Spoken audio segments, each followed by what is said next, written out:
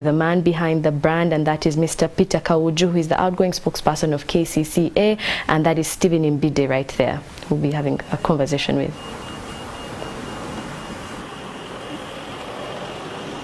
Yes, good morning, Rita Kanya. Stephen, just next to the fairway, this roundabout, and the track lies along the fairway road, fairway hotel next to the golf course here. Stephen Mbide Mfefe we are going to be speaking to Mr. Peter Kaujju. Peter Kaujju has been almost the face of KCCA and going to be talking about matters concerning our capital city, Kampala, and his journey of 9 years at the helm of KCCA as the spokesperson and head of public and corporate affairs at KCCA. Good morning, Mr. Peter Kaujju. Good morning, Stephen. How are you today? I'm doing well. Happy to be here this morning. How does it feel, first of all, spending 9 years at the helm of KCCA as the head of corporate and public affairs? Many people don't spend all this time being at that office. I'm very grateful to the government of Uganda and especially KCCA for giving me the opportunity, but also it's a journey worth traversing.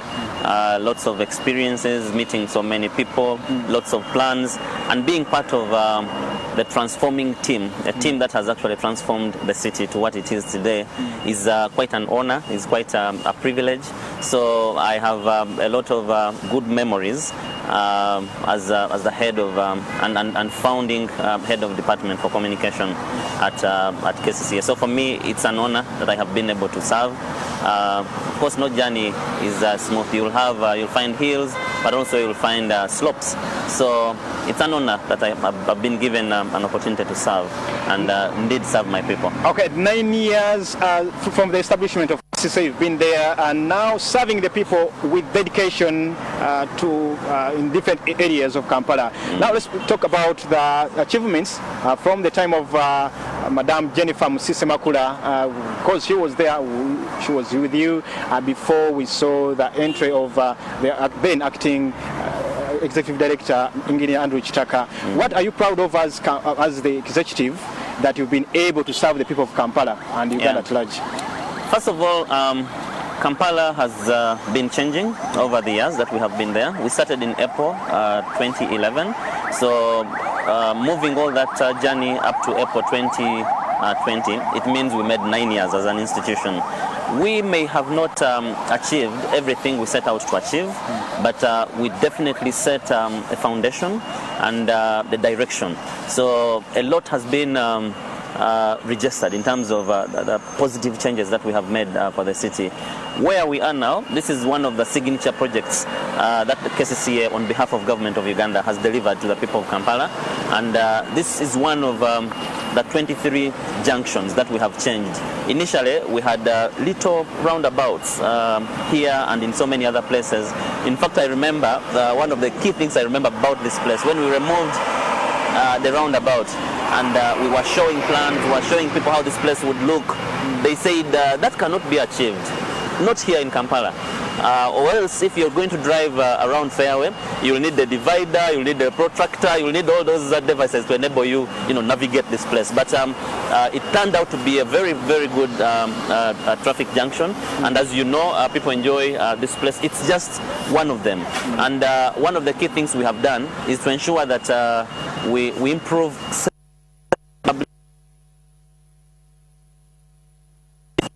But I know that the institution has lined up almost 80 other junctions which are due for installation of traffic signals. So that is great. We have also done a lot of road improvement in the city. As you know, when we started, of course, we had so many potholed roads and all that, but that has reduced greatly. We've built over 300 kilometers of roads as an institution since we started in 2011, signalized 23 junctions.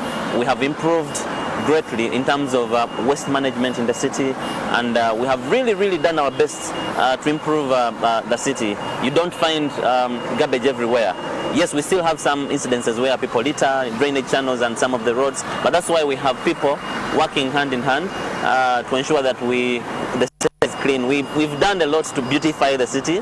That's why even here where we are, you're able to see the green we had lost a lot of green, and I don't know where people picked the impression that if you're to have a good city, you should only have brick and mortar. So we are bringing back the green, and that has helped. We have also improved in terms of service delivery. As you know, we run health centers on behalf of government of Uganda, and we have 9 health centers in the city providing quality services to the people, not only of Kampala but also Ugandans. Okay, yeah, yes, I understand there's beautification of the city with the roads and lights and like.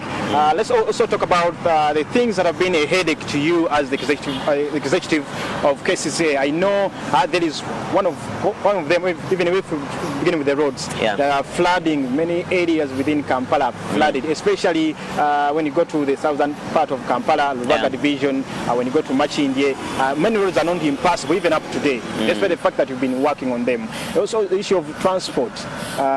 Let's begin with the issue of flooding. How are you trying to make sure that the flooded areas, at least you work upon them? Yeah, like I said, you can never have a smooth journey all through. We have had our good times, but we have also had our challenging times. But we have learned also not to keep, whining and crying about the challenges that we have.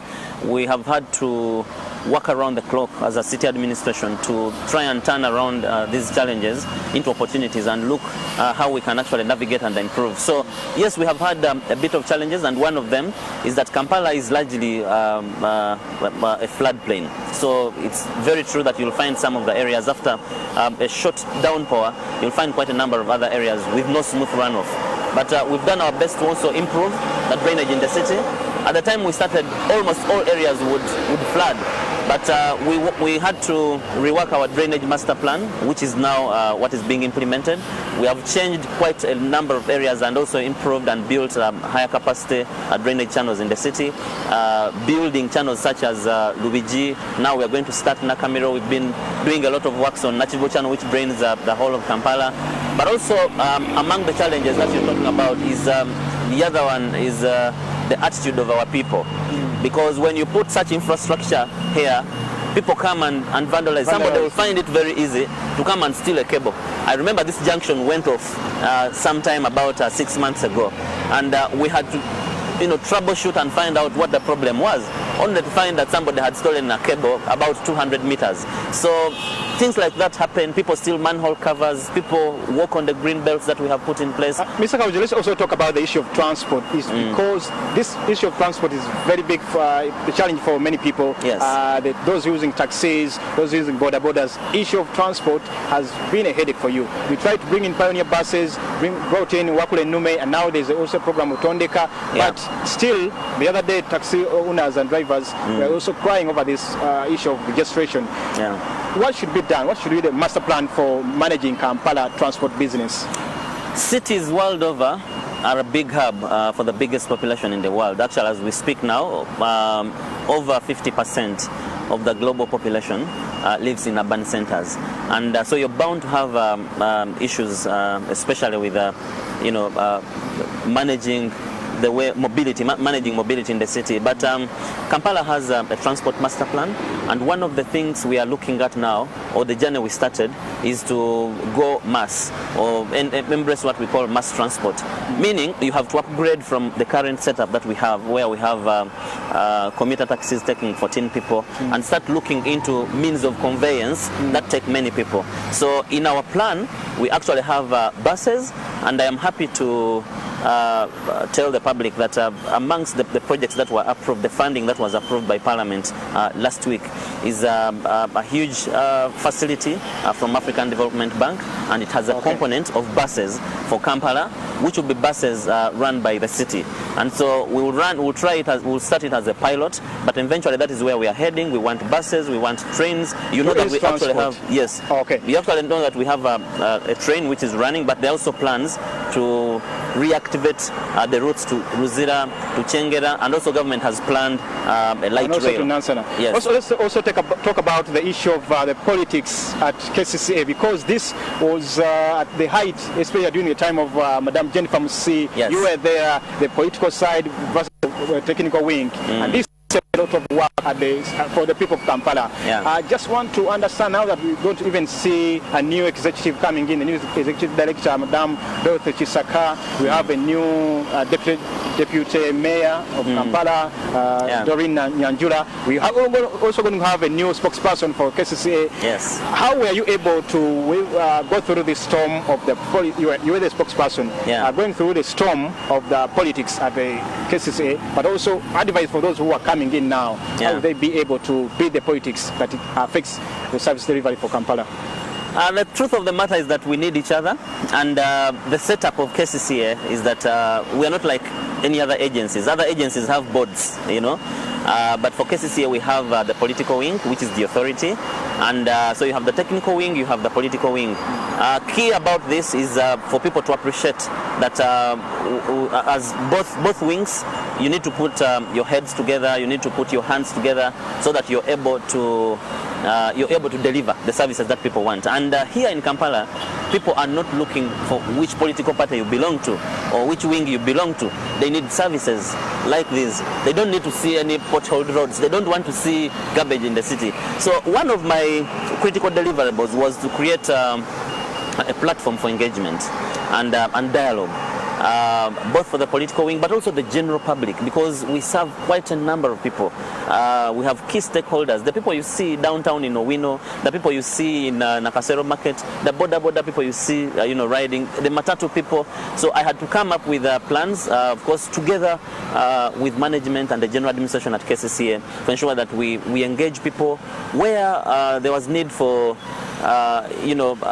critical conversations. We have had those critical conversations and we've been able to deliver. So for me as the communications person, that was my job, to ensure that I could stand in the gap for both the technical and political wing. And sometimes it was not easy, but above all, the commitment and focus and strategies that you came up with have done a trick for us. Thank you. Finally, for you, Mr. Peter here Kaujju, you're now leaving after 9 years. Really, if for someone else who would feel envious of your job, why would you leave at this time? And then going forward, what would you leave behind for those coming in, especially for the position of the spokesperson of KCCA?